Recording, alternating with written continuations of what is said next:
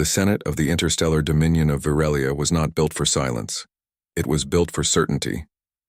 Gold-veined crystal towers floated in controlled orbit above a hollowed moon, each chamber tuned to amplify authority, each corridor designed to make even the oldest species feel small. Light bent through suspended holographic rivers of conquered star systems, flowing slowly above the assembly like a reminder. The galaxy had already been divided, measured, and claimed, and anything unclaimed was simply waiting to be corrected. That morning, correction arrived in the form of humanity. The hologram displayed at the center of the chamber was unimpressive by Dominion standards. Human ships, if they could even be dignified with that term, were angular, compact, and functionally plain. No sweeping bioarmor plating, no radiant energy halos, no elegant gravitational sail structures, just metal, thrust systems, and a stubborn refusal to look like they belonged in the modern galaxy. A ripple of amusement spread through the upper tiers of the Senate.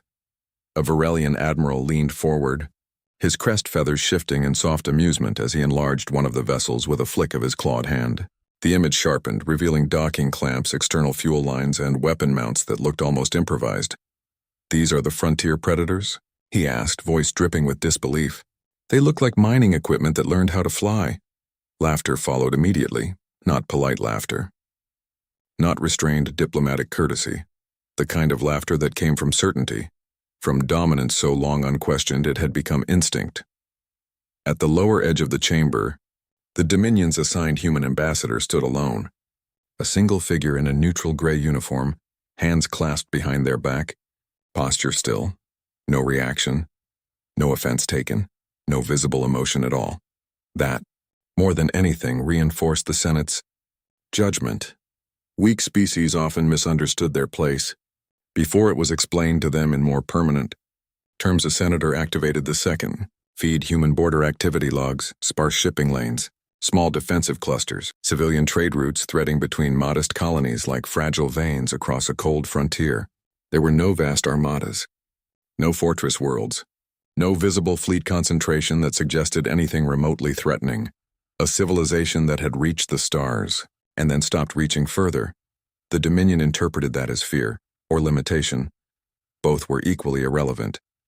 Permission to classify them as a minor containment zone? One senator asked lazily. Another responded without looking up. Not worth containment. They will collapse once exposed to true pressure. More. Laughter. The ambassador finally moved just slightly, a shift of weight, a single step forward. The chamber quieted only because protocol required attention to diplomatic responses, not because anyone expected importance. The human spoke, no raised voice, no dramatics, just calm precision. "Your assessment of us is incomplete," they said. A pause followed, not dramatic, measured, as if they were waiting for something unseen to finish. "Aligning," then the ambassador continued. "You have entered proximity to restricted human-controlled systems. Withdraw immediately." The words hung in the air for half a second, then the chamber erupted, not in fear, in amusement. A senator laughed so sharply he nearly overrode his own translator. "Restricted systems?" he repeated. "They are marking territory now." The admiral gestured toward the hologram again. "They have 3 industrial clusters and a handful of defense satellites, and they speak of restriction as if it means anything beyond their atmosphere." The ambassador did not respond. Instead, they lifted a small data slate and placed it on the floor, a procedural gesture, a final step in a pre-recorded diplomatic cycle. The Dominion expected more words. Warnings, negotiation, appeals. Instead, the human simply said, "You are already inside our range." For the first time, there was a shift in tone across the chamber. Not fear, not concern, a faint irritation, the kind that came when a joke refused to land properly. A senator leaned back, tapping the arm of his seat. "Range of what? Their telescopes?" The laughter returned, louder, sharper. Even the admiral smiled now, teeth visible. "Let them posture. It makes their surrender more psychologically complete later." The ambassador turned slightly, just enough for the holographic projection of human space to flicker behind them for a fraction of a second, to Brief for most to notice, something shifted in the display, a distortion, a compression of data that didn't match any known scan pattern. Then it was gone. The chamber dismissed it as a sensor artifact. The human ambassador looked up one final time, not at the Senate, not at the admirals, but slightly above them, as if listening to something no one else could hear.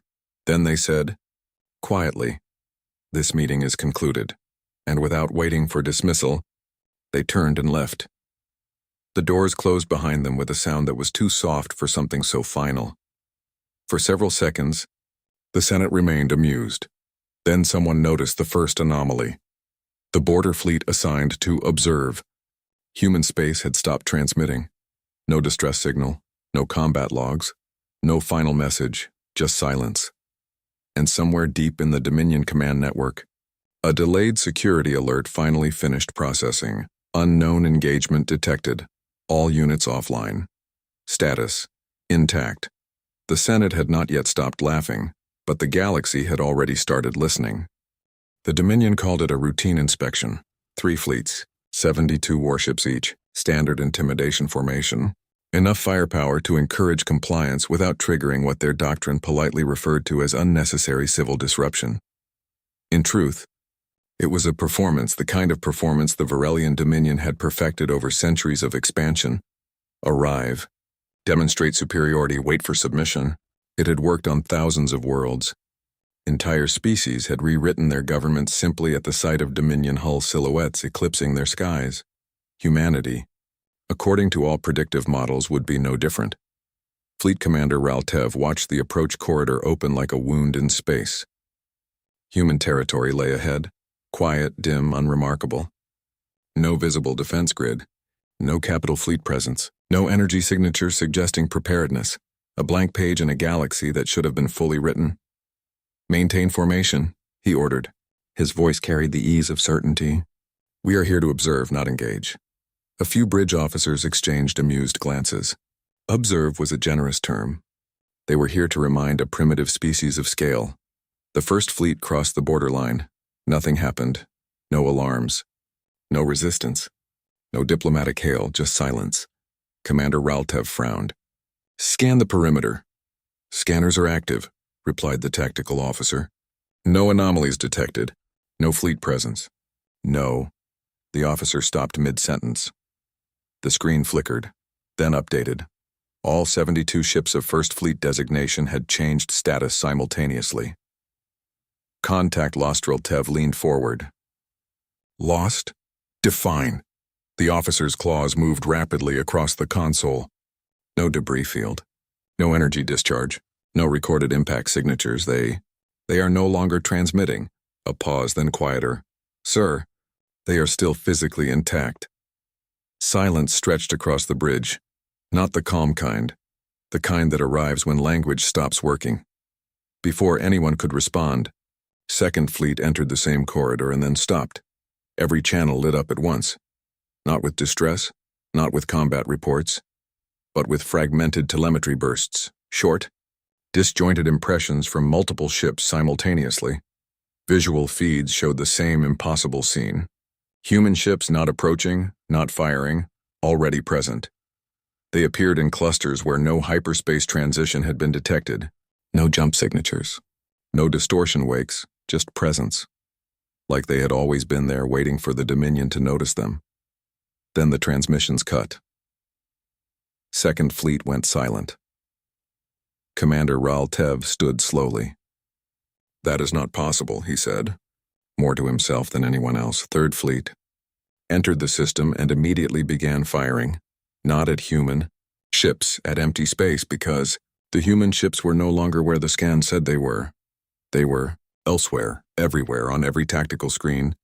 Dominion officers watched as enemy vectors recalculated faster than their systems could refresh. Human formations were not static. They shifted between sensor frames, occupying positions that only existed between observation cycles.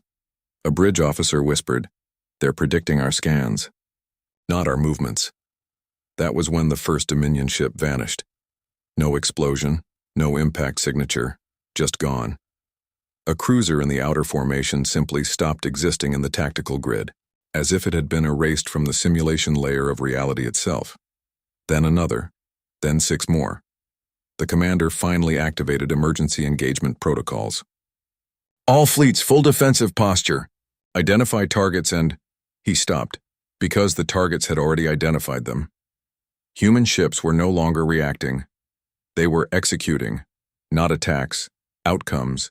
Each Dominion maneuver was met with a preemptive correction that invalidated it before it fully formed.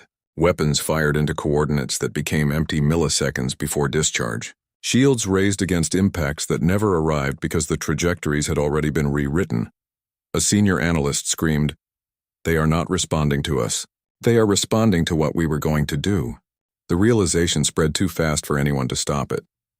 The Dominion was not fighting a fleet, it was fighting prediction and losing every version of itself simultaneously. In the span of 9 minutes, First Fleet reappeared on long-range scans, drifting, intact, silent. Second Fleet followed. Third Fleet simply stopped updating entirely. Commander Raltev stared at the tactical display, his earlier confidence gone like heat from a dead star. "What kind of species?" he began, but the sentence never finished because every channel in the bridge simultaneously switched to a single incoming transmission, human, unencrypted, direct. No translation required, just 3 words. "You are observed." And for the first time in Dominion history, a war fleet realized it was not entering enemy territory. It had already been inside it the entire time. The Dominion called it retaliation, officially, unofficially. It was panic dressed in doctrine. 3 expeditionary battle groups were assembled within hours, fortified fleets designed for planetary subjugation, each one carrying enough firepower to reduce a small world's surface to glass. Admirals spoke in clipped certainty, refusing to acknowledge the unease creeping through command channels. Humanity had embarrassed 2 fleets. That was an anomaly, an accounting error, an embarrassment to be corrected, before it spread through the Dominion's perception of control. Fleet Admiral Seshkor stood at the center of the command spire, watching the assembled armada align into hyperspace insertion vectors. Beneath him, the planet-sized shipyard pulsed with disciplined motion. Engines roared. Weapon systems synchronized. Gravity anchors tightened around tens of thousands of crewed vessels. "This will be swift," he declared. "We demonstrate overwhelming force, we demand surrender, and we leave behind enough wreckage to ensure compliance." A subordinate hesitated. "And if they refuse?" Seshkor did not look at him. Then they learned the cost of humor. The fleets jumped, space folded. For a brief instant, everything was as expected. Then the Dominion armada emerged into human-controlled space and stopped. Not because of a command, because every ship, every sensor array, every targeting system simultaneously reported the same impossible condition. Unknown formation detected. Human fleets were not waiting at a single point. They were layered, stacked across multiple gravitational planes like overlapping echoes of the same reality. No clear flagship, no command center. Just distributed presence, ships arranged in patterns that made no tactical sense, yet somehow formed complete control of the engagement sphere. Seshkor narrowed his eyes. "Target acquisition. Targets unstable," came the reply. "They are not maintaining fixed coordinates," a second officer added, voice tight. "They are shifting between scan frames." That was when the first human response came. Not weapons fire, not diplomacy. A change. Every Dominion sensor recalibrated itself without command input. For a fraction of a second, all fleets saw the same thing. Human ships were already among them. Not approaching, not boarding, just inserted. Like the battle had already happened and reality was catching up late. Then the firing began. It did not resemble traditional combat. There were no volleys of sustained energy fire, no dramatic shield collapses, no visible explosions marking ship destruction. Instead, Dominion vessels began disappearing from formations in clusters, entire wings vanishing as if removed by administrative correction rather than destruction. Cruiser vanished mid-turn. A carrier blinked out as its escorting fighters suddenly lost formation awareness and drifted into empty space. "Return fire," Seshkor barked. Weapons discharged. Nothing hit, because every target coordinate had already been invalidated by the time trigger signals reached firing chambers. A tactical officer shouted, "They are rewriting engagement geometry." Another corrected him instantly, voice cracking, "No, they are rewriting intent." That word changed the bridge atmosphere. Intent. Not action, not reaction. Intent. Before anyone could respond, the entire fleet experienced a synchronized interruption in command flow. Orders began arriving preemptively altered, corrected before they were issued, adjusted before they were conceived as decisions. Seshkor's console flickered. A warning appeared. Decision path compromised. He slammed a clawed fist against the command interface. "Stabilize targeting grids." "We can't," the systems officer shouted. "They are feeding back predicted outcomes into our command architecture." On the main display, human ships finally became visible in full resolution. They were not large. They were not heavily armored, but they were everywhere, surrounding the Dominion Armada, not in a circle, but in a lattice, each vessel positioned where retreat paths would have been, where reinforcement lanes could have formed, where defensive formations might have stabilized. Every possible future of Dominion movement was already occupied. A quiet realization spread across the bridge. They were not being attacked. They were being contained across all outcomes. Simultaneously, Seshkor's voice dropped.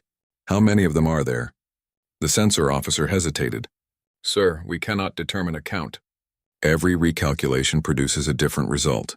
A pause, then softer. Depending on projection model, anywhere from 200 to infinite. That was when the first human signal arrived. Not broadcast, not transmitted, injected. It appeared in every Dominion command console at the same moment. Bypassing encryption, authentication, and physical separation. A single line. "You entered a closed system." The Admiral froze. Closed system. Not territory. Not space. System. Meaning, everything inside it was already accounted for. Outside the Dominion fleets, human ships began to move not forward, not backward, but in synchronized shifts that collapsed Dominion formations inward, tightening operational space until entire battle groups could no longer maneuver without overlapping their own hulls. A strategist whispered, "They're compressing us." Seshkor finally understood. This was not war. It was constraint. And for the first time since the Dominion began its expansion across the stars, an entire armada realized the terrifying implication. They were not fighting for victory. They were fighting inside a structure that had already decided the outcome. And humanity had simply arrived early to enforce it. Fleet Admiral Seshkor did something no Dominion admiral had done in recorded history. He stopped issuing orders not because he had lost authority, because authority no longer meant anything inside the engagement sphere. The tactical displays around him continued to update. But every update contradicted the last. Fleet positions existed and did not exist in alternating frames of probability. Weapons locks formed, then dissolved before firing sequences could complete. Entire squadrons appeared to be intact in one sensor layer and erased in another. It was as if the battle was happening in multiple versions of reality, and humanity was present in all of them. A junior officer finally spoke what no one wanted to say. "Sir, this isn't a battle." Seshkor's eyes remained fixed on the shifting grid. "Explain." The officer hesitated, then forced the words out. "It's a correction process." Silence followed. Outside the command dreadnought, the Dominion Armada attempted its first coordinated countermeasure. A full-spectrum pulse designed to disrupt predictive systems. It had been effective against adaptive AI-driven enemies in past conflicts. The pulse fired, nothing happened. Not because it failed, because it never reached a meaningful version of the battlefield. Human ships adjusted. Before the pulse existed as an actionable concept, entire sections of space reorganized around its possibility, nullifying it before it became real.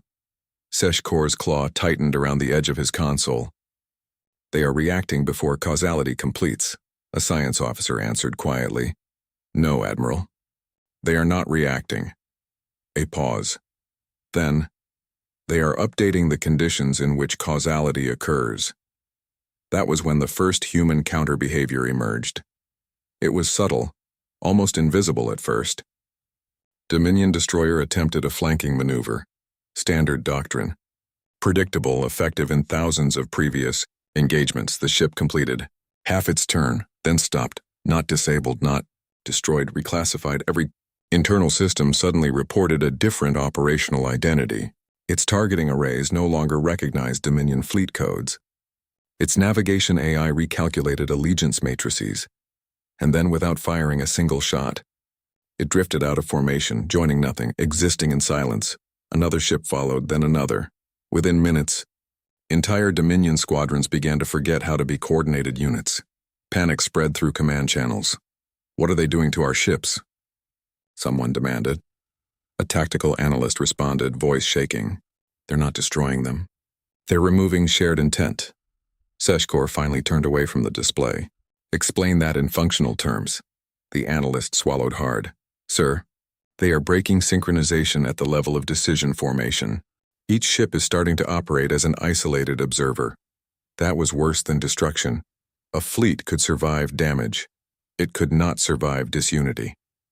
Outside the dreadnought, human formations shifted again. This time, more deliberately, they were no longer just containing. They were testing. Seshkor saw it immediately, the pattern evolution. Human ships were probing Dominion responses, not with attacks but with structured provocations. Each maneuver forced the Dominion fleet to choose between multiple tactical responses, and every response was already accounted for. It's learning us, he said slowly. A bridge officer corrected him almost instinctively. Sir, that implies it didn't already know. Us. Seshkor didn't answer, because he was beginning to realize the most dangerous possibility, not that humanity was adapting, but that it had been waiting long, enough to study adaptation itself. Then the transmission arrived, not from one ship, not even from a fleet, but from the entire engagement sphere, simultaneously. Every Dominion console, every tactical overlay, every emergency channel lit up with the same human origin signal. A single data stream. No voice. Just structured information. At first, it looked like nonsense. Then the systems officer gasped. It's our fleet doctrine. Seshkor frowned. Impossible. They cannot access sealed military architecture. The officer's hands trembled as he scrolled through the output. Sir, it's not just our doctrine. A pause. Then, quieter. It's what we were going to do next. The bridge went. Cold humanity was not just responding to Dominion actions. It was retrieving Dominion intent before execution, mapping strategic evolution, paths and collapsing them into visible patterns. Seshkor stepped closer to the display. For the first time, he saw something that was not fleet positioning. It was prediction architecture, human overlays showing every possible Dominion maneuver branching out like a living tree of war, and every branch ended the same way. Containment, isolation, failure of coordination, he whispered, almost unwilling to believe it. They are simulating us faster than we can think. The analyst shook his head. No, Admiral. A pause, then the final realization. They are simulating what we are not allowed to become. Outside, human ships began to close distance, not aggressively, but inevitably like gravity reclaiming structure. Dominion cruiser fired wildly into empty space. Nothing answered because the target was no longer in any version of that space where firing was meaningful. Seshkor looked at the fleet one last time. It was still vast, still armed, still dangerous, and completely, utterly irrelevant. He understood then that the Dominion had made a fatal assumption. They believed war was fought. Between fleets, humanity had rewritten the definition, and now the Dominion was not a participant in the battle. It was a dataset being corrected in real time. The Admiral closed his eyes and waited for the system to finish learning them. The Dominion did what all empires eventually do when confronted with the impossible. It stopped trusting its eyes. Fleet Admiral Seshkor ordered full-spectrum data collapse protocols, forcing every ship in the engagement sphere to rely on raw sensor input without predictive correction layers. No extrapolation, no probabilistic modeling, no adaptive AI smoothing, only what could be directly observed. It was meant to restore clarity. Instead, it removed the last layer of comfort. Because what they observed was worse. Human ships were not moving through space in conventional trajectories. They were not even behaving like objects with mass and inertia should behave. Instead, they appeared in positions that made sense only after they had already been occupied. A Dominion escort frigate attempted to recalibrate manually. It watched its own targeting systems update targets it had not yet selected. Then those targets became irrelevant, not destroyed, simply no longer part of the tactical reality the ship was allowed to act within. A science officer whispered, "They are constraining probability collapse." Seshkor didn't respond. He was no longer interested in terminology, only cause and effect. Outside the dreadnought, the human fleet finally did something new. It slowed, not retreating, not disengaging, just pausing. Like an observer deciding the experiment had reached a necessary phase, and then the transmission came again. This time, it was not a command injection, it was a map. A single encrypted structure unfolded across every Dominion display. Regardless of firewalls or isolation protocols, it bypassed redundancy systems, overwritten secure channels, and embedded itself into low-level hardware displays. A star chart, but not of space, of decision pathways. Seshkor stared at it. At first, it made no sense. Then patterns emerged. Branches, nodes, expansions. Every Dominion tactical choice mapped across time, showing how fleets branched into responses, how responses converged into outcomes, how outcomes always resolved into the same narrowing funnel. Human ships were not drawn on the map. They were the boundaries of it, a perimeter that no Dominion decision line could cross without being redirected. A junior officer finally spoke. Voice barely stable. "Sir, this is impossible. They are modeling our entire strategic doctrine in real time." Seshkor's answer came slowly. Not modeling, a pause, then colder. Containing. The map shifted, and then something changed inside it. A new layer appeared, deeper, older, not Dominion originated. Human. The officer leaned closer. That wasn't part of the previous transmission. Seshkor's eyes narrowed. "Expand it." The system hesitated for the first time. The Dominion interface itself seemed uncertain. Then, it complied. The map unfolded further, and what it revealed made the bridge fall silent. Human space was not just defended. It was structured, layered into zones of redundancy, resilience, and adaptive response. Each region interconnected not by simple trade or communication lanes, but by something far more complex. Living network of distributed cognition, not artificial. Intelligence. Civil intelligence. The Dominion had assumed humanity was a collection of fleets. It was not. It was a system that thought across light years. And beneath that system, buried, deeper than any military scan had ever reached, was something else, a historical layer. Raw, unfiltered memory archives. Images flickered through Dominion consoles before security. Filters could suppress them. Planetary surfaces, industrial, collapse. Atmospheric fires. Cities reduced to ash not by alien invasion but by humanity's own early conflicts. Civil wars. Resource. Wars at existential wars fought before humanity had ever left its home system. Seshkor watched as one image stabilized. A fractured planet, its surface scarred into continents of ruin, and over it, a single data annotation translated automatically by Dominion systems. We learned coordination after extinction became plausible. Silence. No one on the bridge spoke because something fundamental had shifted. Humanity was not a young species, overextending into the stars. It was a species that had already faced collapse and decided never to allow unpredictability again. A systems officer whispered, "They didn't evolve into this, they became this." The tactical display flickered again, and then the human fleet resumed movement, but not toward attack vectors, toward infrastructure, nodes, toward supply chains, toward command.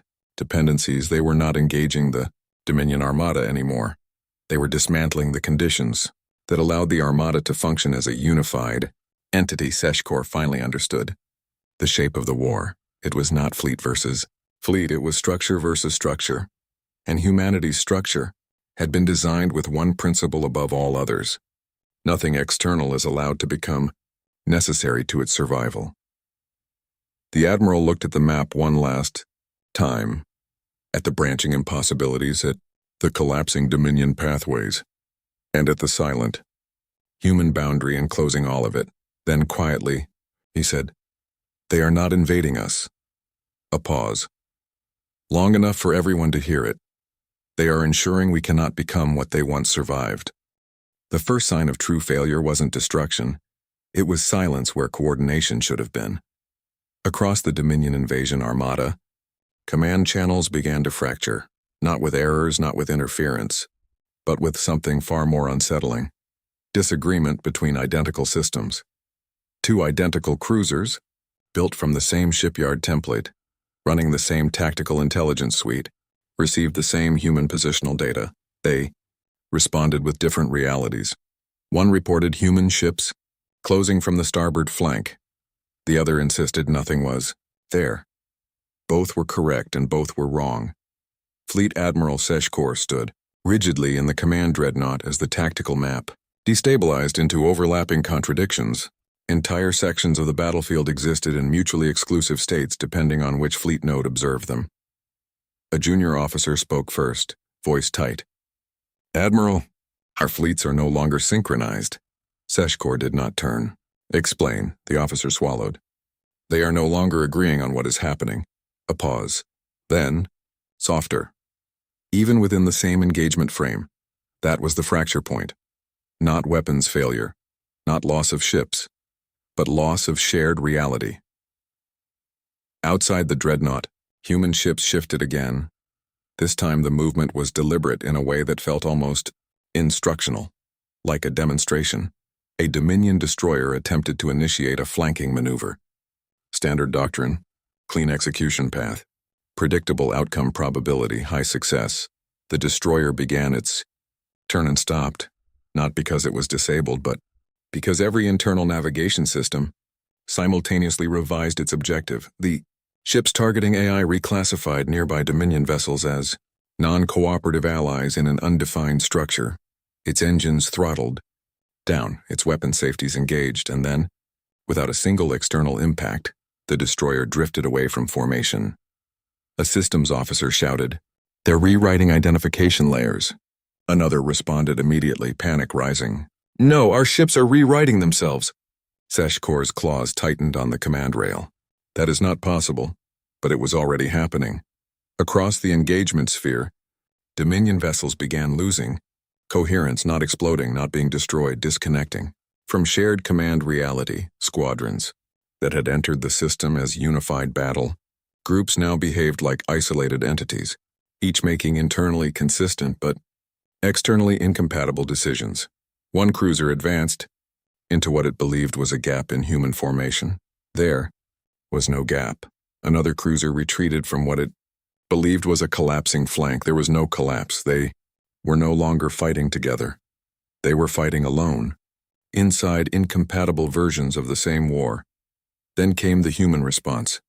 Not escalation, correction. Human ships began repositioning, not to attack, but to occupy the spaces between Dominion disagreements. Every contradiction in Dominion perception became a navigational anchor for human movement. A tactical analyst whispered in horror. "They are stabilizing themselves using our uncertainty." Seshkor finally spoke. "They are harvesting divergence." A pause, then, quieter. "They are turning our disagreement into structure." The bridge went cold, because that implied something far more dangerous than superior tactics. It implied understanding. Outside, Dominion fleets began to collapse. Operationally, a carrier attempted to call for reinforcement. No response.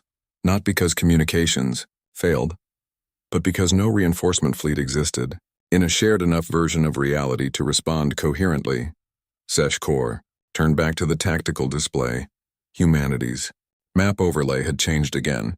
Now it showed Dominion Fleets not as ships, but as fragmented decision trees, branches, splitting endlessly into incompatible futures, and human formations were pruning them and violently, not destructively, but selectively collapsing entire branches of possibility until only one remained. Non-functionality, a junior officer whispered. We are being simplified. Seshkor's reply was immediate. We are being reduced. Another voice, quieter still. To what? No one answered, because the answer was already visible. Dominion fleets that could no longer coordinate began to drift into safe disengagement patterns that slowly, inevitably led them away from human-controlled space. Not by command, not by surrender, but by the loss of any shared framework in which continuation of the fight made sense. Ships started, leaving one by one, not fleeing, just exiting incompatible realities. Then the final transmission arrived, not from humanity, not from a ship, but embedded into every remaining Dominion system simultaneously, bypassing all command authority layers. A single, structured data line, no warning, no demand, just statement. Coherence is required for conflict. Seshkor stared at it for a long moment, then looked at his fleet. What remained of it scattered, fragmented, unaligned, still armed, still intact, but no longer a fleet. Just objects drifting through incompatible interpretations of war. For the first time since the Dominion began its expansion across the stars, Fleet Admiral Seshkor understood the true nature of what they had encountered. Humanity had not destroyed their invasion. Force, it had removed the condition under which it could meaningfully exist, and in the silence that followed, the Dominion did something it had never done before. It stopped insisting it was still fighting. The Dominion did not realize it had already lost on day 1. Not because the war ended quickly, but because what remained no longer qualified as war in any recognizable form. Fleet Admiral Seshkor stood in the command dreadnought as reports stopped arriving in coherent sequence. Entire fleet sectors were listed as active, while simultaneously marked non-responsive and indeterminate status. The same ships appeared in multiple, contradictory states depending on which subnetwork queried them. DIMBT was not confusion anymore. It was fragmentation of empire scale, reality, and humanity was tightening the boundaries of what still held together. Outside the dreadnought, human fleets moved with calm inevitability. No dramatic charges, no overwhelming salvos, just precise repositioning across orbital lanes, supply vectors, and communication relays. They were not fighting battles, they were dismantling continuity. Day 2 began with silence across 3 major Dominion supply corridors. At first, commanders assumed sabotage, then logistics. Reports stopped agreeing with themselves. Convoys that had departed, intact, were recorded as never having left. Others arrived at destinations that no longer acknowledged they were. Expected fuel depots existed in some command maps and were absent in others. Logistics officer whispered, "We cannot sustain movement if movement is no longer consistent." By day 3, the Dominion tried to consolidate control. Central Command issued an empire-wide synchronization directive, forcing all fleets to align under a single temporal and tactical framework. The attempt failed, not because it was resisted, but because there was no longer a single framework capable of being applied universally. Human systems had already fractured. Yet every attempted standardization created new incompatibilities, and every incompatibility widened human control. By day 4, entire sectors of Dominion space went dark, not from destruction, but from loss of operational agreement between systems. Ships still existed, stations still functioned, but they no longer agreed on who they belonged to, who they served, or what constituted a valid command. Seshkor watched it unfold in grim silence. A junior officer finally broke. "Admiral, we are losing territory without losing battles," Seshkor replied flatly. "We are losing structure." Day 5 was the breaking point. Humanity shifted strategy, not escalation, finalization. Human fleets began targeting communication architecture itself, not by destruction, but by subtle reconfiguration of relay hierarchies. Messages still traveled but arrived reordered. Commands still transmitted, but were interpreted in alternate operational contexts. A single order could now produce multiple incompatible outcomes across different Dominion fleets. The Empire stopped acting as one organism. It stopped acting at all. Day 6 brought something worse than failure. Irrelevance. Dominion fleets attempted coordinated defense of core worlds. Our human response was not confrontation, it was circumvention. Entire defensive grids found themselves bypassed by routes that were not previously considered navigable. Fortresses oriented toward threats that no longer aligned with actual human positions. A strategist whispered, "They are not fighting our defenses." A pause. Then, "They are editing the map our defenses exist on." By day 7, the Dominion Capital Defense Network activated its final protocol. Total war authorization. All remaining fleets were ordered to converge on central coordination space for a decisive engagement. But convergence required agreement on where central was, and that agreement no longer existed. Ships began arriving at different interpretations of the same coordinates, only to find empty space, or other fleets that did not recognize them as allies, or simply nothing at all. Humanity did not intercept. It did not need to. The convergence collapsed under its own contradictions. Seshkor stood alone on the command bridge, staring at a fleet that could no longer assemble itself. Then came day 8. No battle alarms, no fleet movements, no tactical alerts, only a single system-wide notification across every remaining Dominion terminal. Status: uncoordinated entity detected. Human fleets appeared across all surviving channels simultaneously, not as invaders but as stabilizers. They were positioned at every remaining point where Dominion command still attempted to assert continuity. Not attacking, not threatening, simply present, ensuring no further reassembly of broken structure could occur. A junior officer spoke softly, almost reverently now. "It's over." Seshkor did not answer immediately. He looked at the fleet, what remained of it, not destroyed, not defeated in the traditional sense, just no longer able to function as an empire. Finally, he said, "No." A pause. Then, quieter. "It ended days ago." The officer turned. "Then what is this?" Seshkor watched human formations stabilize across the system, not occupying, not conquering, just ensuring permanence of the new state. And he answered, "This is aftermath." Outside, humanity transmitted no victory declaration, no celebration, no demand, only a final structured message that propagated across every surviving Dominion system. Uncoordinated systems cannot initiate conflict.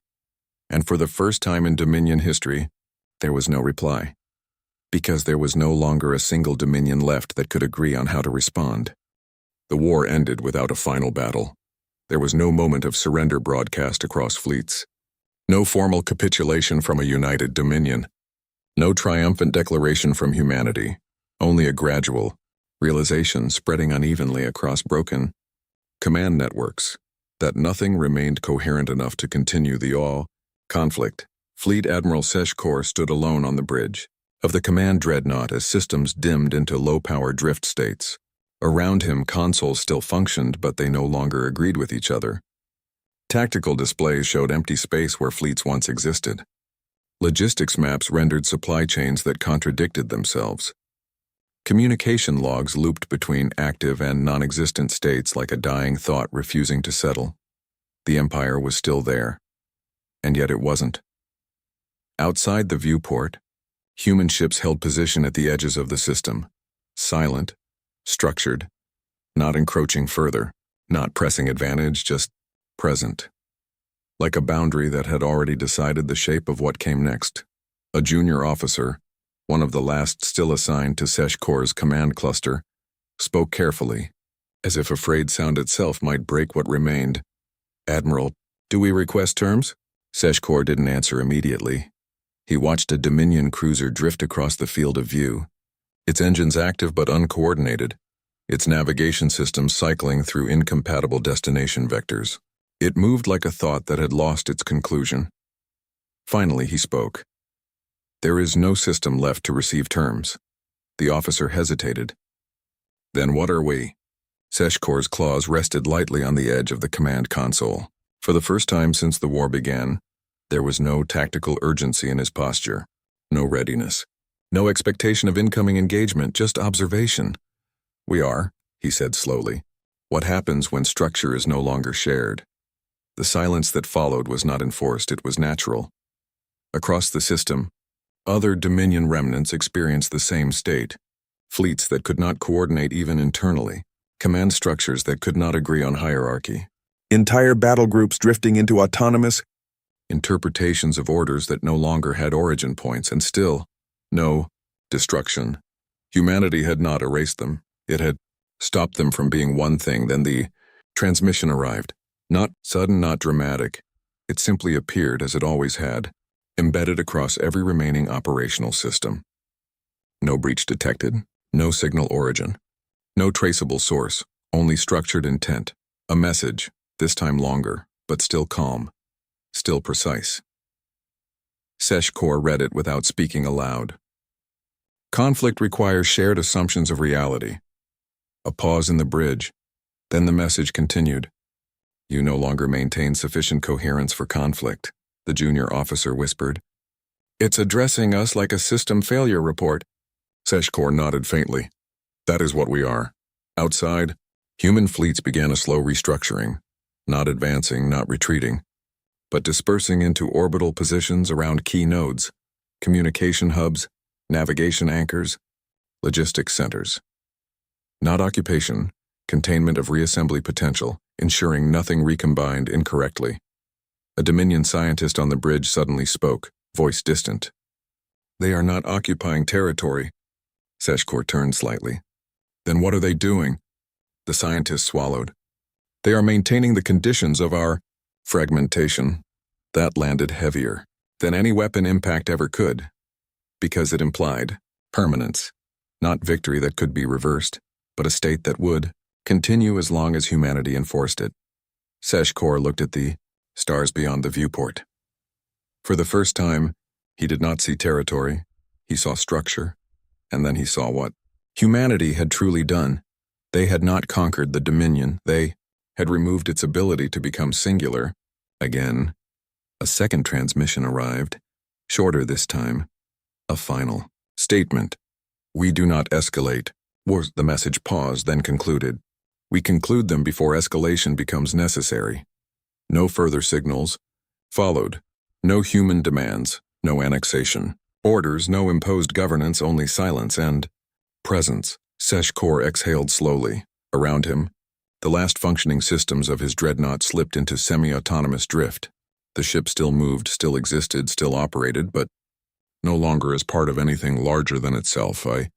Dominion had once believed strength was measured in fleets and ships and firepower and expansion. Now it understood something far more unsettling. Strength in the presence of humanity was measured in whether you could remain one thing under pressure. And the Dominion had failed that test completely. Seshkor gave a final order, not to his fleet, not to his empire, but to the only thing still capable of hearing him. "Cease all engagement protocols." A pause. Then, quietly, "We are no longer in a war." Outside, humanity held position, not as conquerors, not as occupiers, but as the final constraint on a broken system that once thought it ruled the stars. And across the galaxy, civilizations that watched the Dominion collapse learned a new kind of fear, not of destruction, but of what it meant when humanity arrived, and decided the war did not deserve to continue.